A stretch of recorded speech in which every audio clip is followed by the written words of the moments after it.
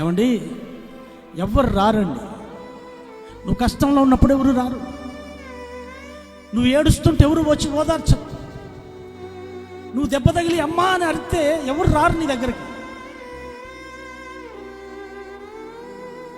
గుండెలు పగిలిపోయేటట్టు ఏడుస్తూ దుఃఖపడుతూ